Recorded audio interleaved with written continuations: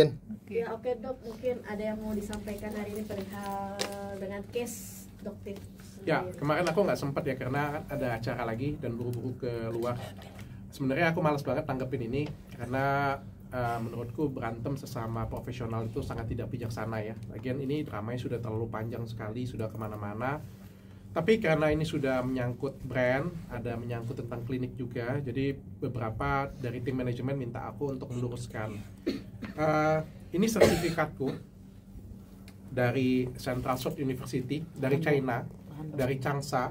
Ini aku diangkat sebagai profesor kehormatan untuk ngajar stem cell di sana. Jadi kan kemarin kan dikatakan bahwa aku tidak punya kompetensi dan lain sebagainya. Bahkan ini aku nunjukin ini sertifikat resmi dari Central Short University di China. Ini ranking, kalau aku nggak salah ranking 17 di China ya, universitas besar di China. Ini juga adalah undangan resminya. Aku diundang dan beberapa kali ngajar juga di sana. Ya, rasanya memang kayak aku ngerasa kayak norak gitu ya nunjukin. Tapi ya kalau nggak ditunjukin kan soalnya kita diserang ya, bahwa seolah-olah aku tidak punya kompetensi, aku nggak nggak mampu. Makanya aku coba berusaha menunjukkan. Yang kedua, tentang gelar perkara terbuka kemarin. Itu kan laporanku kepada Doktif ya sebenarnya di Polres Jaksel. Aku ngelaporin dia atas pencemaran nama baik. Dia melaporkan ke gelar perkara terbuka di Mabes.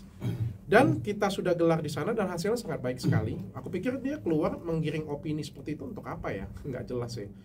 Kita lihat aja hasilnya. Sampai sekarang kan sudah disita handphonenya, sudah masuk proses sidik, sudah disita juga handphonenya. Nanti kita lihat perkembangannya. Tapi di dalam itu dibongkar semuanya oleh penyidik dan hasilnya sangat bagus sekali ya. Mungkin kalau di luar dengan kamera atau mungkin dengan masyarakat, beliau bisa menggiring opini. Tapi kan kalau di dalam situ kan penyidik-penyidiknya orang-orang pintar ya. Jadi harusnya nggak bisa diapa-apain. Kasusnya ini. Alias Richard, ternyata kamu nggak punya surat izin praktek ya? Ih, ketahuan.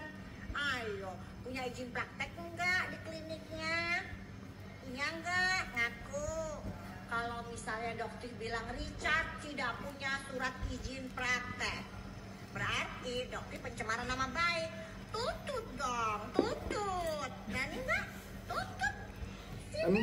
Dia sendiri yang bilang tuntut dong, tuntut. Gue tuntut. Kemarin gitu di pemeriksaan gelar perkara terbuka, kan aku bilang, kan dokter sendiri yang bilang, Richard, kalau kamu nggak punya izin praktek ya, kalau salah tuntut dong, tuntut. Ya saya tunjukin izin praktek saya, ini izin praktek saya yang ada di Palembang. Ini sejak tahun 2020, nih ya, sejak tahun 2020. Boleh angkat dikit dong. Expirednya sampai Oktober 2025 untuk yang di Palembang ya. Ini berlakunya dari 2020. Jadi wajar aja kalau saya tuntut. Ya karena saya punya izin praktek dan beliau dengan sangat. Ini izin praktek saya Jakarta. Kalau ini memang baru di Jakarta. Kalau ini memang baru Jakarta karena sebelumnya saya ada di Jakarta Utara, saya baru pindahkan ke Kemang dan satu lagi di PIK. Jadi saya punya 3 izin praktek. Yang dipermasalahkan oleh dia kan adalah yang di Palembang. Ya, ini yang dipermasalahkan. Ini waktu ini diumumkan di Palembang dan diakui oleh dia. Richard, ternyata kamu nggak punya surat izin praktek ya? Ih, ketahuan.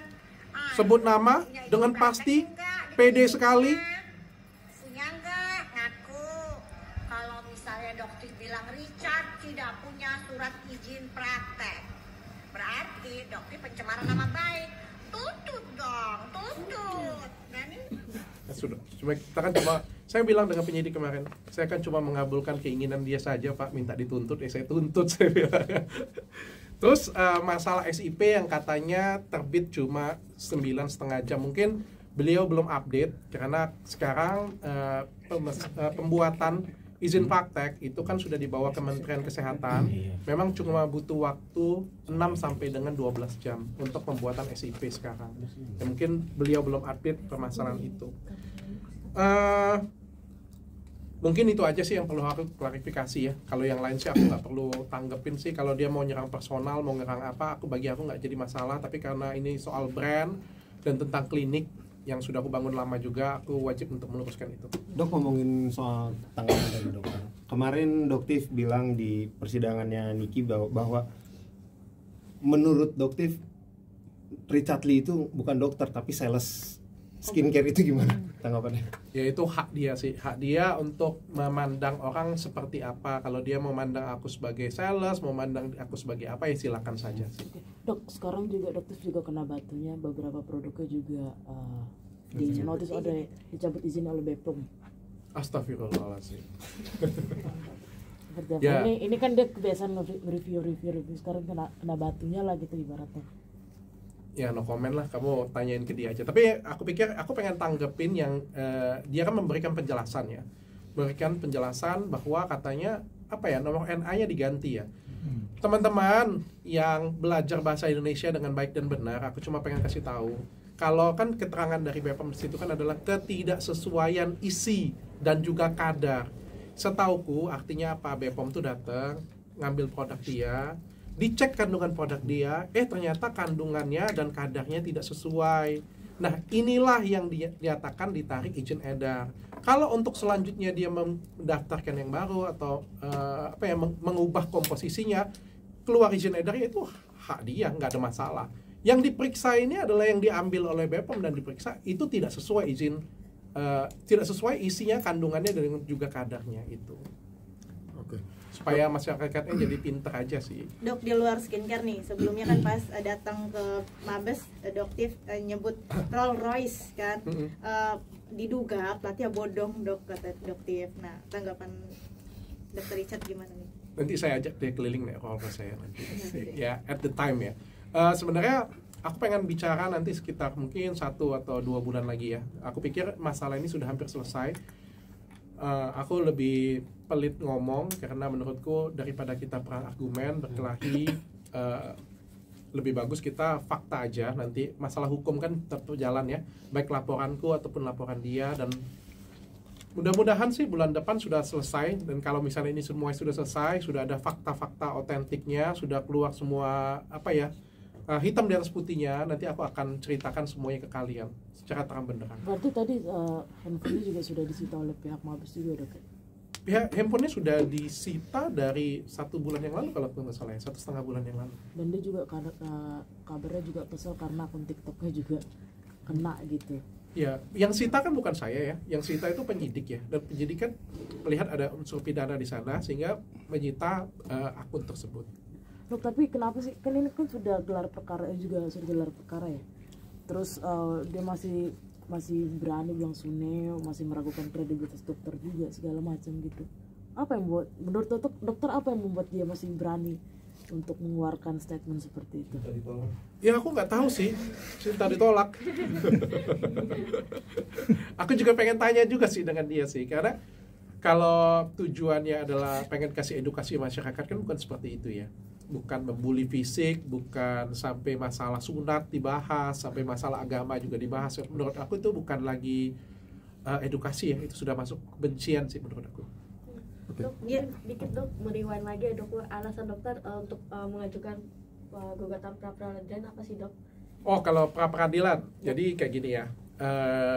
Pra-peradilan itu kan kulakukan untuk laporan dia ke aku yang di Polda Metro Jaya ya. Okay. Saya ngikutin advice dari pengacara saya. Jadi pengacara saya memberikan advice untuk melakukan pra-peradilan. Saya ikutin aja sih langkah-langkah hukum yang disarankan oleh kuasa hukum saya. Dan itu apa yang dituntut dok mungkin? Tunggu aja nanti kalau sudah selesai kan lebih enak hasilnya daripada ngomong sekarang. Terus kenapa kemarin dokter tidak hadir? Kenapa saya pra-peradilan? Yep. Menurut kuasa hukum saya, kasus yang dilaporkan Doktif, jangankan untuk naik jadi tersangka, dilaporkan aja menurut dia tidak pantas.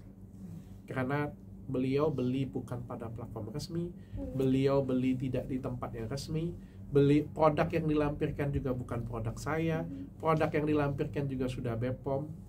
Ya kita uji aja semuanya, karena menurut dari kuasa hukumku ya jangankan untuk disidik ya, untuk berproses saja itu, untuk dilaporkan saja itu menurut dia tidak layak. Dok, kemarin kan ada yang nanya juga ke Doktif, kenapa sih kok kayaknya kesannya nyerang Dr. Richard terus. Nah, Doktif bilang karena Dr. Richard sudah menyerang pribadi, Dok. Oh, bukan karena dia naksir saya. Dia bilangnya kayak begitu, gimana Dok Sampai tanggapannya? katanya dibilang mandul. Dibilang diceraikan Enggak, saya nggak pernah ngomong dia mandul. Saya nggak pernah bilang dia mandul, nggak pernah. Kalau kenapa dah? Hah? Nggak tahu.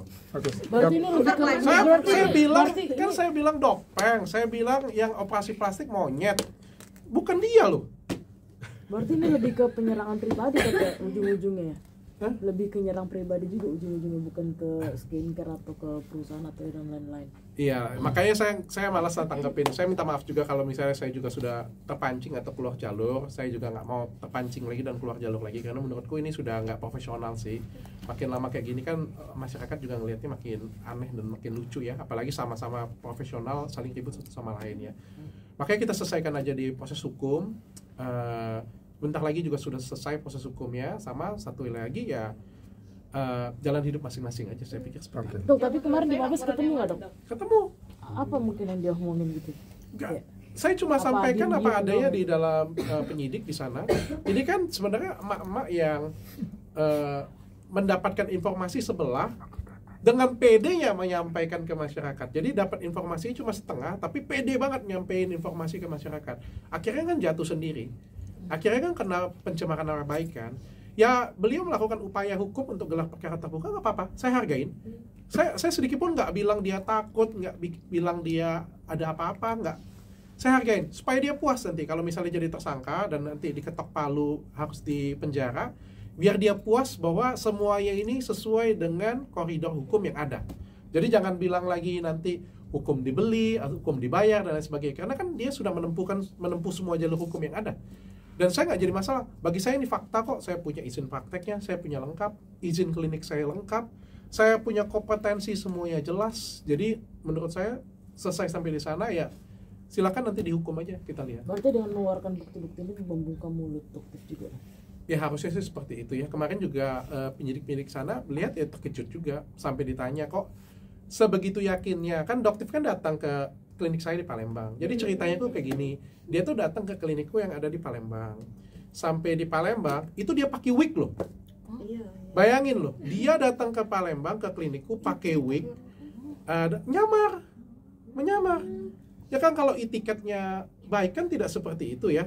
Ini menggunakan wig, datang mendaftar ke klinikku, daftar, ngelihat dokterku, dia tanya, izin prakteknya Dr. Richard? Ada nggak izin prakteknya Dr. Richard? Itu tiba-tiba dok. Nanya. Lalu dokterku tidak menjawab, bukan bilang tidak ada, tidak memberikan jawaban. Karena kenapa tidak memberikan jawaban? Kan kita sudah tahu ya, orang datang untuk mau hara ya datang ya. Sehingga timku tidak memberikan jawaban. Dan dia kan bukan Dinkes, bukan dinas kesehatan, bukan Kemenkes juga yang harus kutunjukin ini izin pakai kita, ini izin kita punya. Yang nggak perlu kita tunjukin. Dia datang tidak bisa tunjukkan kan, berarti tidak ada. Dia lihat beberapa SIP karyawan saya ada, tapi dia tidak melihat SIP ku. Terus dia keluar dari sana dengan gagah dan berani, dia bilang Richard tidak punya SIP. Kalau memang saya salah, tuntut dong, tuntut. Ternyata saya punya. Jadi dia perawatan dok. Hah? Dia nggak jadi. Nggak jadi, orang cuma ngetes doang. Tapi dok kemarin Tapi kalau dia mau perawatan di sana ketegangan boleh, nggak Dok? sih, Dok? Boleh. Dok kemarin ketemu Tanggal di 9 Mabes, Desember. ketemu di Mabes ada adu mulut atau ketegangan nggak sih? Enggak ada adu mulut. Kita ngomongnya dengan pimpinan semua. Dok, kalau kemarin gelar perkara kan kasus laporan dokter di Polres ya. Bagaimana nasib Dr. Richard Lee sendiri soal laporan dia yang di Polda?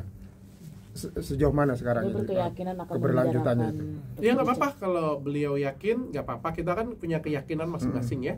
Dia yakin mungkin saya akan jadi tersangka atau katanya 12 tahun akan ditahan. Tim kuasa hukum saya juga yakin bahwa bahkan ini tidak layak untuk dilaporkan. Makanya diperadilankan karena menurut kita itu tidak layak untuk dilaporkan. Mungkin dia bisa menggiring opini masyarakat. Ya kan masyarakat kan bisa digiring kanan kiri ya. Mungkin ada juga yang sudah terlanjur cinta dan percaya dengan dia, nggak jadi masalah. Tapi kan kalau kita ngomong di hukum kan kita sesuai dengan fakta dan bukti. Yang dibelinya di mana, belinya punya saya atau tidak, videonya bagaimana, produknya BPOM atau tidak, kelengkapan produknya bagaimana, kan nggak bisa bohong di situ. Dok, Oke. Kuman Artinya alasan belum- tidak hadir? di pra peradilan kemarin dok tidak hadir sendiri. Kenapa saya tidak hadir di pra peradilan? Untuk apa bayar pengacara, Mbak? Apa, Kenapa nggak sekalian? produktif, dok? Kenapa nggak sekalian saya diminta praktek di 24 klinik saya di semua cabang Indonesia? Untuk apa saya bayar karyawan saya? Untuk apa saya bayar dokter? Untuk apa saya gaji pengacara? Saya gaji pengacara untuk ya melakukan tugas itu. Apakah selanjutnya dokter nggak akan hadir juga, hanya diwakilkan pengacara? Ya ngapain? Memang tidak wajib hadir. Apalagi doktif, lebih lagi kacau lagi itu. Nggak ada hubungannya. Yang saya prapitkan kan adalah saya dan Polda Metro Jaya. Tidak ada hubungannya dengan doktif. Terus dia hadir dalam rangka apa? Saya juga bingung. Terjadi debat kan dok? Mungkin dokter lihat sendiri di pemberitaan debat dengan Pak Jeffrey sendiri, gimana mungkin? Ya, saya lucu sih. Saya senang sih dengan pengacara saya berdebat dengan dia, karena saya ngelihatnya aneh banget ini orang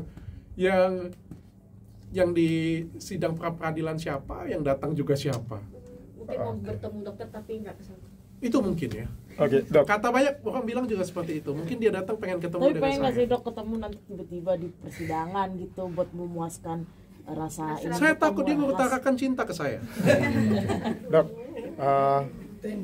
si dokter kan bilang tempo hari bahwa ada beberapa produk Athena dari Athena yang belum ada lisensi dari BP POM, tapi masih tetap dijual di e-commerce. Mungkin ada tanggapannya? Nggak ada, itu Mas, sudah jelas. Produk yang semua dijual oleh Athena itu semuanya produk yang ber-BPOM, dan kita patuh kepada regulasi BPOM. Termasuk DNA Salmon di rumah saja sebelum bulan Maret 2024 itu kita jual dan itu ber-BPOM. Dan ketika BPOM memberikan teguran kepada kita dan BPOM bilang BPOM cabut, ya kita nggak jual lagi, fix. Jadi DNA Salmon di rumah saja itu kan melalui proses diskusi yang panjang ya. Jadi diberikan teguran kepada BPOM, dianggap BPOM ini harus didaftarkan dalam versi obat. Ya udah, oke, kita ikut, dan begitu dicabut, walaupun saya tidak setuju dengan pendapat tersebut, ya kita ikutin. Oke, ada berapa produk yang sekarang ini masih dalam proses pengajuan izin BP POM? Banyak lah, setiap kita kan setiap bulan ada produk baru, selalu ada produk baru, jadi pendaftaran ke BPOM pasti banyak sekali. Nah, apakah itu bisa menjadi celah pihak seberang untuk terus menyerang dokter? Kan saya tidak jual, Pak. Jadi produk yang belum didaftarkan BPOM tentu saja belum kita jual. Produk yang kita launching dan kita jual kalau sudah dapat izin BPOM ya. Oke gitu. Karena ada klaim dari dokter sendiri, ada tulisan yang sangat kecil, kalau dilihatnya itu kan dengan kasat mata itu nggak mungkin gitu dilihat. Itu kan bisa juga sebagai bentuk penipuan terhadap konsumen. Aduh. Ya itu kata dia loh ya. Iya, makanya kata-kata dia nggak semuanya harus didengar sih. Tapi Athena sendiri ada penarikan izin atau seperti apa sampai saat ini dok? Klinik Cantik Athena nggak ada, aman semuanya. Saya koordinasi dengan BPOM, ya BPOM ada memberikan beberapa masukan, kita perbaikin kok. Beberapa masukan positif dari BPOM ya kita perbaikin terus-menerus. Seperti itu aja.